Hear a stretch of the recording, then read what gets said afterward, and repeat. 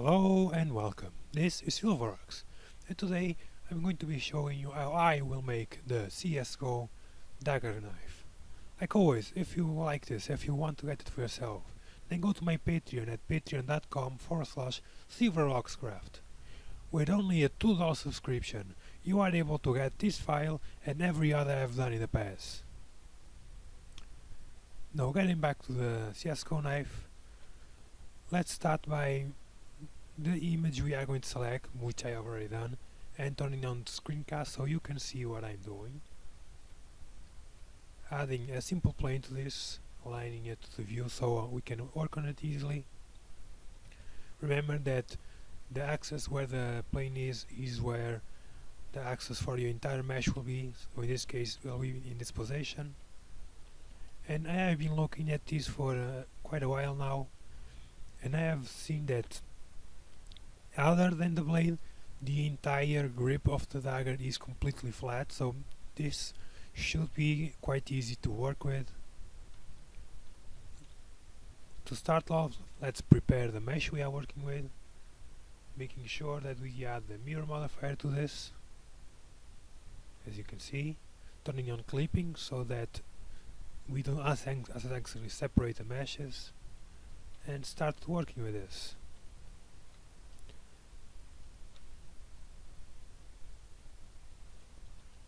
Adding several loop cuts so I can make the proper contours of the top of the blade. A slightly curved figure to this.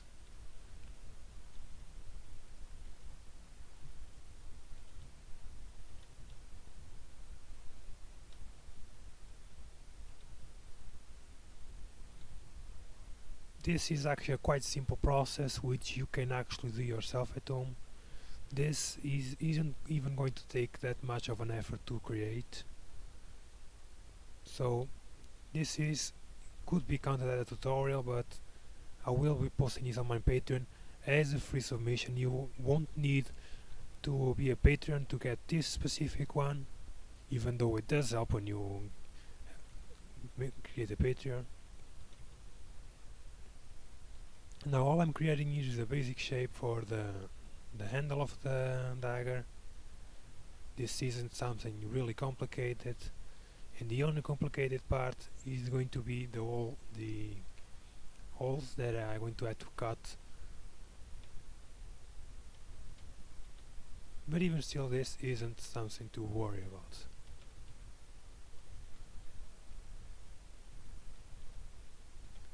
So this is a very simple process. As you can see, all I'm doing is creating the outline for the dagger itself.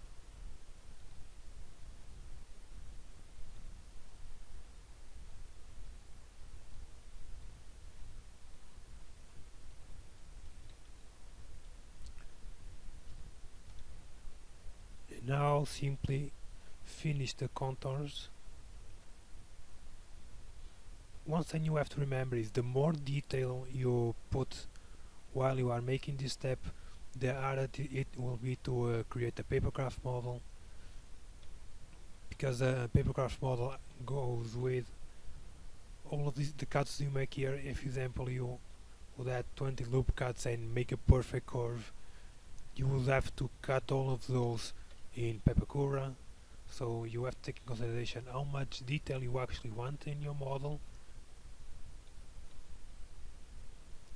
So it's not that different from creating an actual 3D model for the game.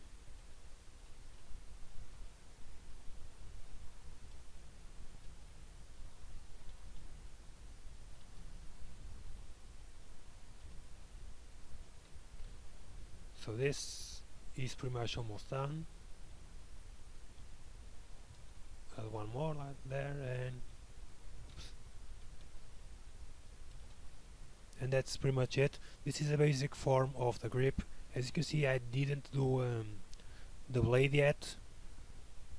I'm going to do that in a moment. For now, I'm going to make sure not that one right there.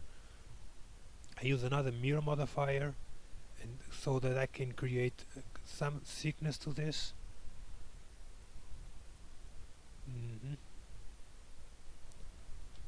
Let me press E to extrude this, and when the clipping is turning on, they pretty much merge in the middle. That there is pretty much the thickness of our entire knife. I'm going to remove just a little bit.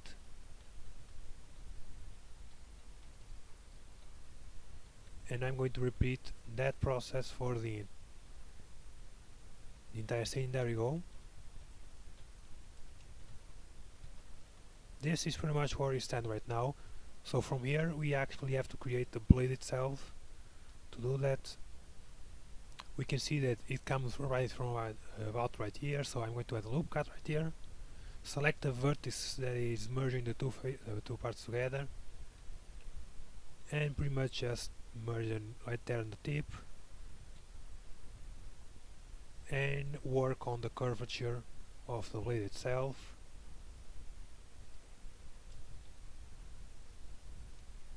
Remember, don't go overboard when adding detail, as the more detail you add, the harder it is going to be to create the papercraft model.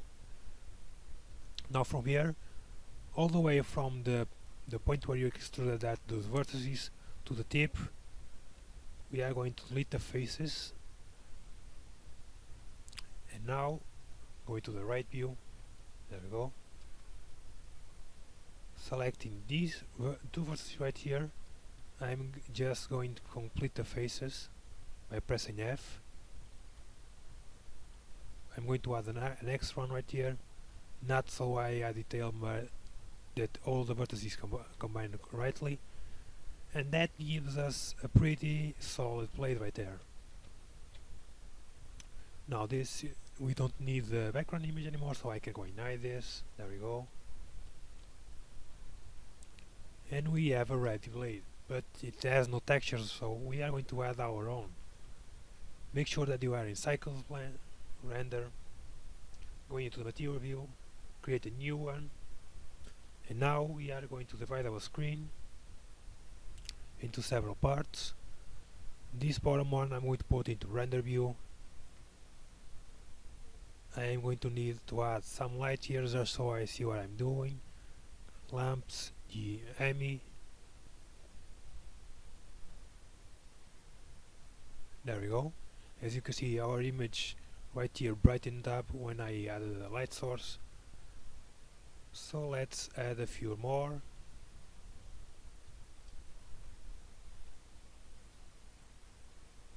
And there we go, that should be fine. You can see all the lines here, that doesn't bother me that much, since this is going to be turned into a paper model. In the paper model these lines won't actually appear. We're going to go into Note Editor, and on the Note Editor press R to get rid of that. We are seeing the... where is it now? Oops, I'm selecting the wrong one. There we go. We are seeing the material we have created. This material is going to be for the blade only, so let's rename it. There we go, material blade. We are going to add here an input. You know what? No, we are actually not going to add that. We are going to add a wave texture right from the start.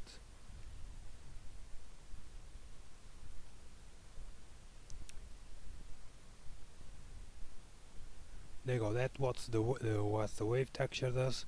What I want to create a pattern with this thing. So I'm going to alter the scale and distortion until I get something I'm satisfied with.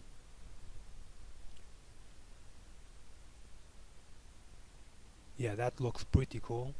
Now what I want to do with this one is I want to create two different colors to apply to this. So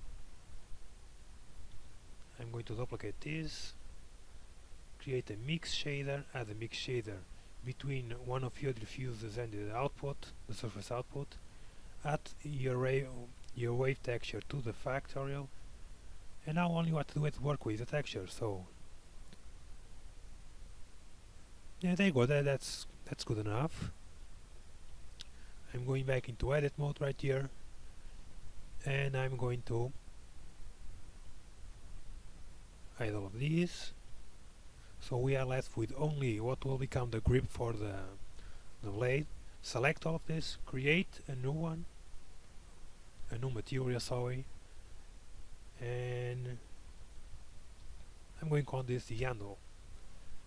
Now I'm going to do a matte black finish for this one. Oops, I forgot to with only the grip selected, like a sign. As you can see, it automatically went to the color we are describing here. So I'm going to put the dark gray, and that's pretty much it for the texture we are going to do. What we now are going to do is go into, oh no, that's, no, I was doing this right there. UV image editor, unhide all of it by pressing Alt H, select everything new and Smart UV project. This is going to project only 1/4 of the entire dagger, as you can see.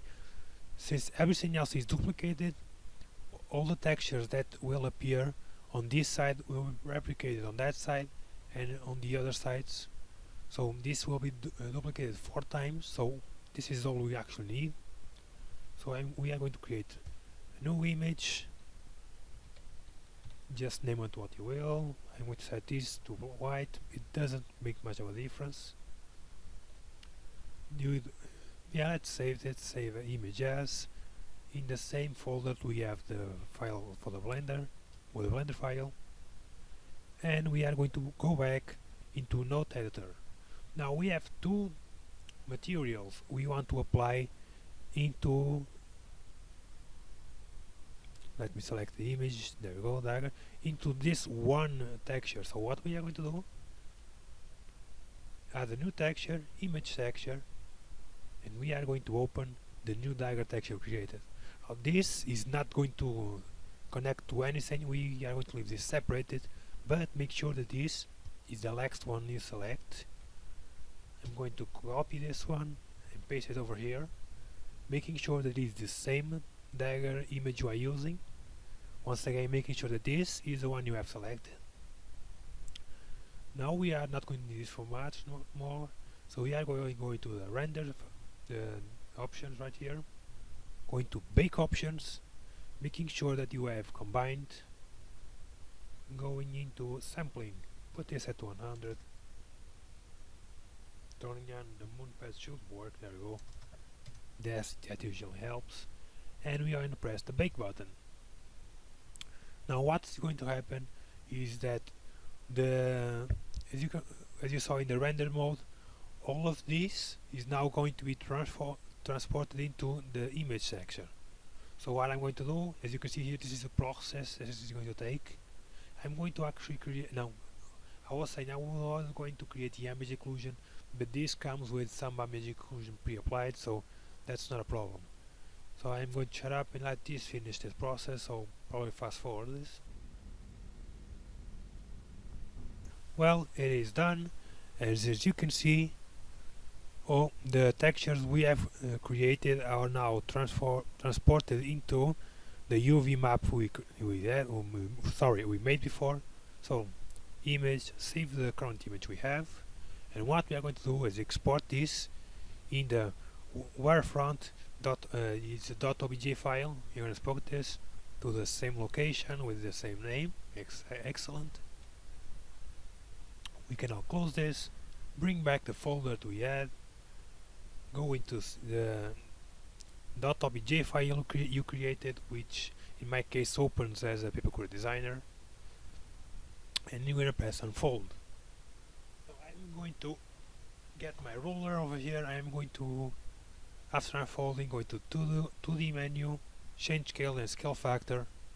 Mine is set to the metric scale, so you may need to see what scale you're wanting. And the height, pretty much from the top to the bottom of the dagger, I'm going to set this, let's see, yeah, 13 centimeters. So to have a 13 centimeter, we are going to need 1300 millimeters.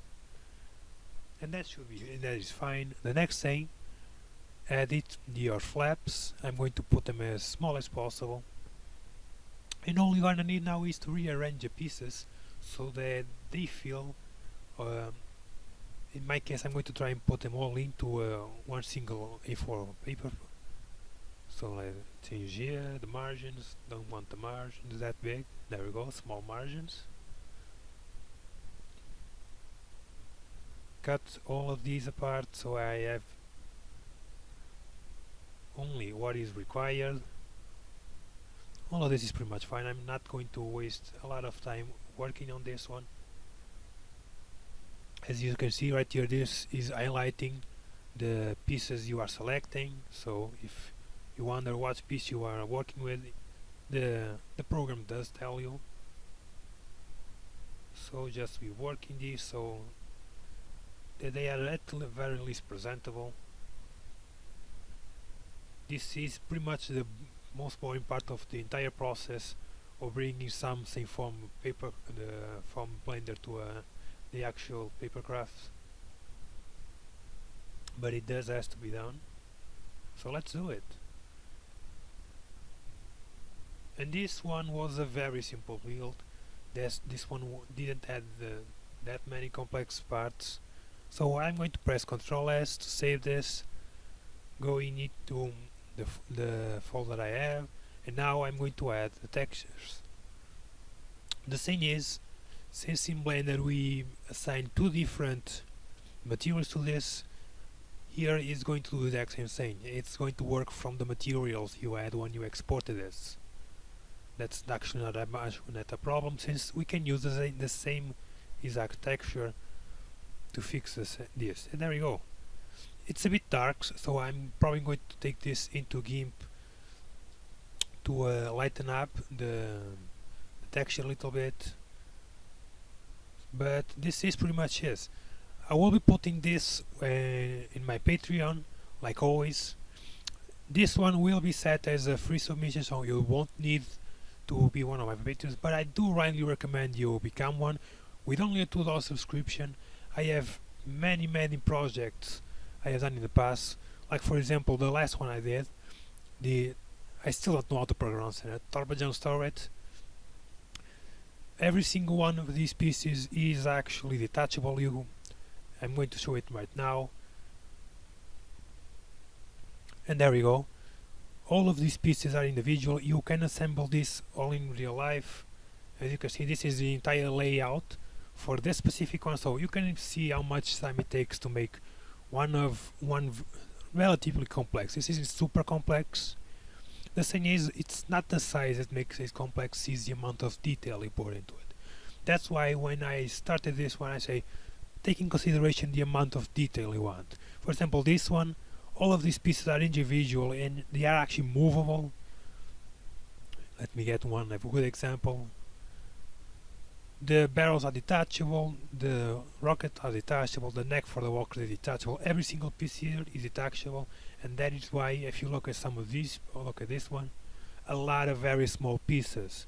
Now this isn't much of a problem for this one, as this is quite a big build. I actually want to see what the scale for this one is. Well, I'm Pepakura Viewer, so I can see the scale, but this is relatively big. I think it's about 30 to 40 centimeters tall. Smaller than the one in the game, but quite big.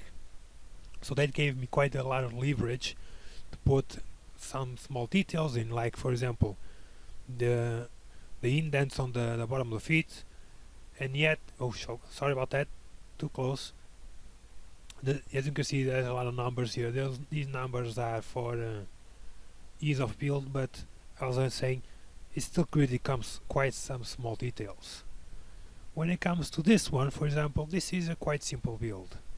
It doesn't require that many details. The majority of the details on this one is going to be the inlays for the cuts on the handle, and that's pretty much it. The hardest part this build is going to have is cutting these pieces perfectly to fit around the entire blade, but other than that, this is a pretty simple one. Well, with that said, I hope you enjoyed this and you actually found this somewhat informative. Like always, subscribe to my channel, comment and write in on this video. Thank you very much.